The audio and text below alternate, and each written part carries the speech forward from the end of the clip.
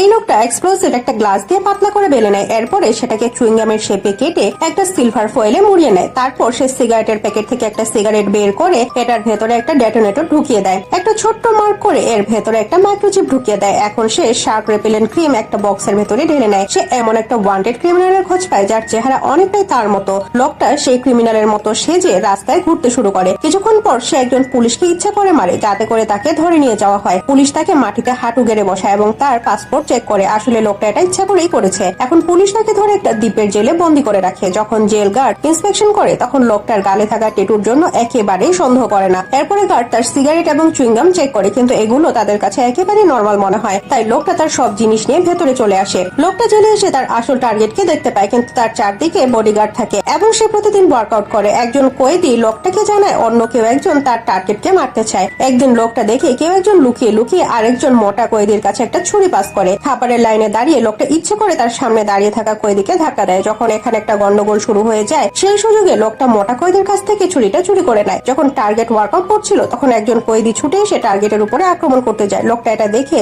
সেই ছুরিটা বের করে তার দিকে ছুরি দিয়ে টার্গেটকে বাঁচায়। এটা দেখে টার্গেট অনেক খুশি হয় এবং তার ঘরে লোকটাকে খাওয়ার জন্য ইনভাইট করে। সেদিন সন্ধ্যায় গার্ড তাকে রুমের ভেতরে নিয়ে আসে। এখানে টার্গেট বিশেষ ধরনের হার্ব দিয়ে একটা টনিক বানায়। এখানে কিছু বোতলে সাপ রাখা আছে, যেটা দেখে লোকটার মাথায় একটা আইডিয়া আসে। সে একটা লাঠি তুলে টার্গেটকে পেছন থেকে চেপে ধরে এবং একটা টাওয়েল দিয়ে তার মুখ চেপে ধরে। টার্গেট সাথে সাথে অজ্ঞান হয়ে যায়। লোকটা সেই টনিকে একটা বিশেষ ধরনের পাউডার মিশিয়ে টার্গেটের মুখে ঢেলে দেয়। টার্গেটের অবস্থা খারাপ হয়ে যায়। কিছুক্ষণ পরে বডিগার্ড ভেতরে আসতে চায়, কিন্তু লোকটা বলে টার্গেট প্রার্থনা করছে। গার্ডরা উগিয়ে দিয়ে দেখে ফিরে যায়, আর এই সুযোগে লোকটা এখান থেকে বের হয়ে যায়। কিছু সময়ের মধ্যে জেল প্রশাসন এই আক্রমণের খবর পেয়ে যায়। লোকটা উল্টো দিকে গিয়ে একটা দেয়ালের কাছে আসে এবং তার পকেট থেকে চুইংগাম বের করে হাতে ডলে একটা গোল শেপ দিয়ে নিয়ে দেয়ালের একটা ফুটোতে ঢুকিয়ে দেয়। এরপরে সিগারেটের ভেতর থেকে ডেটোনেটর ওয়্যার বের করে সেটাতে আগুন লাগিয়ে দেয়। গার্ড ক্যামেরায় লোকটাকে দেখতে থাকে। এই ফাঁকে লোকটা তার আরেকটা সিগারেটের ভেতর থেকে ক্র্যাকার বের করে খেয়ে ফেলে। এরপরে তার কাপড় খুলে শরীরে শার্ক রেপিলেন্ট ক্রিম মেখে নেয়। যখন ব্লাস্ট হয় তখন গার্ড দ্রুত তার দিকে ছুটে আসে। এই লোকটা একটা বড় লাঠি তুলে দেয়ালের গর্তটাকে আরো বড় করে। এরপরে কোনো কিছু চিন্তা না করে 100 মিটার উঁচু পাহাড় থেকে সোজা সমুদ্রের পানিতে লাফিয়ে পড়ে।